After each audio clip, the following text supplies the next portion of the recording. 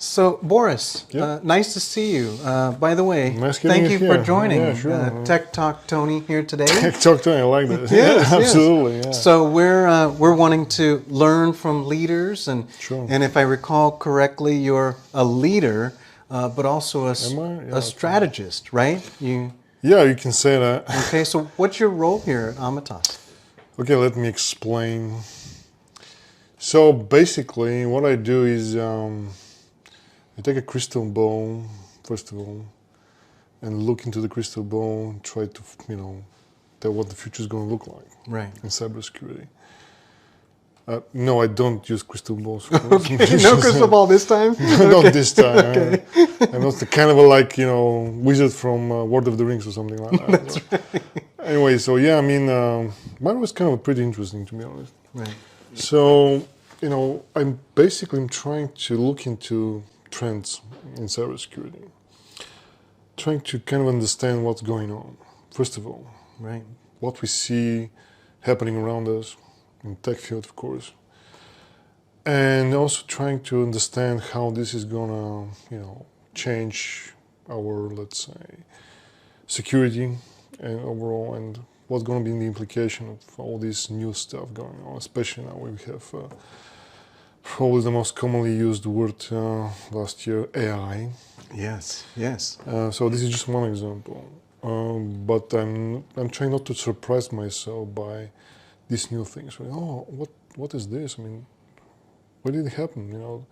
That's something I try to avoid. Really, I try to understand from inception of particular technology to its release, and not because I want to know everything, but because if in security, if you are just witnessing stuff coming up, Right. and then start to think about, okay, right, we have now this one here, this technology here, Yeah. how to secure it and how to mitigate the risks associated with this technology. It's too late. Yeah. Although in our world of technical, in technology in general, this is something that always happened like that, and that's pity because, if you look at, OpenAI, for example, this is exactly what happened. We knew about it. Yes. It's not surprise. It shouldn't be, at least. But suddenly, out of the blues, it seems, it just appeared on the market and everybody started to freak out about it. Positively and negatively, of course. And somebody said, oh, yeah, that's great, but what are the security risks and privacy risks associated with this? And what we should do about it? Can we use it, safely? Right. This is exactly the scenario that I'm trying to prevent. Right. Not only in my company, in the context of my Amatas company, but also in the context of our customers. Because imagine if you knew something's coming and you're prepared for this. Yes. You know how to tackle these issues beforehand. Right. Then you can very quickly apply your knowledge, apply your understanding, and your general approach to all this in order to help everybody very quickly and efficiently. Right. If you start just to figure this out after it's already done, first of all, it's inefficient, and secondly, you have a lot of, let's say, a time period of exposure, which sometimes it's too great for most companies, and they start to adopt these technologies and they start to use them on daily routines, and this results in a problem, cybersecurity issues and hacks and whatever you want to call it. So yeah, that's what I do. I try to foretell the future, and not only to kind of look into in the future, but also to devise strategies, devise means to handle this future, and defense strategies, protection strategies. That's kind of one part of my job. The other one is mostly related to also, considering all these things, is also to which direction we should take in terms of our services, how they should be changed dynamically. Right.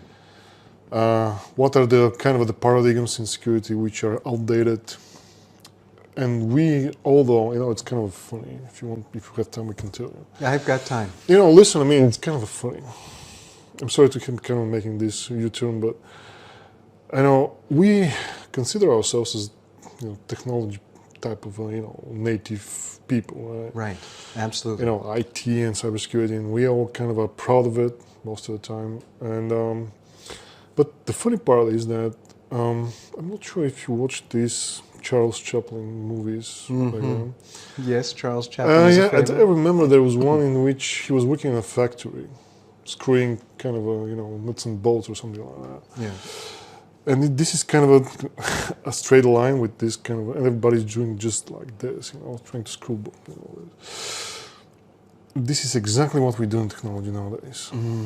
Good analogy. I like that. Yeah, because you see, we perceive ourselves as very innovative, very agile, and whatever. But in reality, people are kind of anchored to the things they know.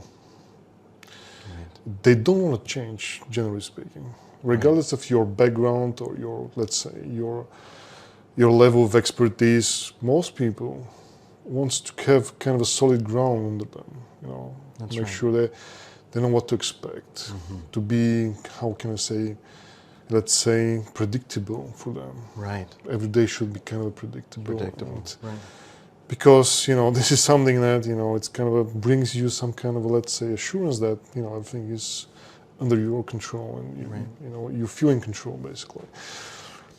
And if you try to change things, especially in situation like a new, let's say, revolutionary technology appears, things start to move really fast. Yes.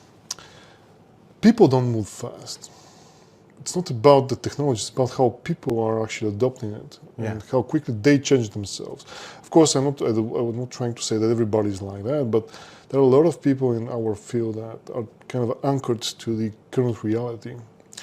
And also the same applies for cybersecurity. Cybersecurity works with a lot of, let's say, paradigms and a lot of well-established means of working and understanding of this field, which are so outdated, so inadequate, and so useless. Right. But people are still doing them because they know what to expect. And they they've believe, always been doing it. and they believe that this is the way to do it. If you challenge them and say, listen, why you do what you do? They don't have an answer. Right. Because we used to do it like this forever, and that's not a good answer considering what we see today. Right. So my job again is also related to this problem and trying to challenge things. I don't like the things because somebody said that they should be done in this manner or because they existed for that much of amount of time or whatever. This is killing security. We need to be so much more, let's say, dynamic in our approach. Right. And I think this is the future of security. And to kind of follow the same pattern of the evolution of technology. Right. To be agile, exactly in the same way how technology is evolving. Right. And not to try to kind of play this catch-up game all the time. Oh, we have no technology. Oh, let's think how to secure it. No, you should move along with this evolution. With the change. With the change, not after it. Right. Okay. Because it takes sometimes ages. And if you want to prove, you can look at regulations in security, in generally speaking, because this is exactly what we see, especially now with AI. Yeah. Right. The same thing's going on right now. We now start to kind of have these meetings and discussions and working groups and in US, in Europe, everywhere in the world. They say, oh, let's see what we can do now. I mean, guys, it's kind of too late. Right. Right. This already happened. Yeah. It's playing catch up at that Catch up point. all the time. Yeah. But again, my point is not regulators. This is kind of expected from them, although we see that this is not really efficient way to handle these things, really. Yeah. We all know that. Right. We hate formalities and all this stuff. But aside from this kind of a strictly kind of a governmental type of, or let's say, these kind of institutions, they are dealing with these issues on that level. Aside from this, we see the same pattern also in a lot of in the minds of a lot of professionals. Really. Again, anchoring to the current or the past. Yes. That's kind of the big enemy of security. And I'm not talking about routine stuff that you need to do or whatever. I'm talking about the way of you look at things and the way you are looking to how to change for the better. So that's what I'm trying to do. Yeah, that's great. And I know this to be true, audience, because Boris, since I've been here, has challenged me in the weight room twice. Yeah. And by the way, I'm not great at deadlifts, but there's a couple of things I'm good at, which are very basic. Yeah. Anyway, challenging health, which I think Yeah. is another thing in life, which is another podcast for another day. Definitely. So we'll come back to that.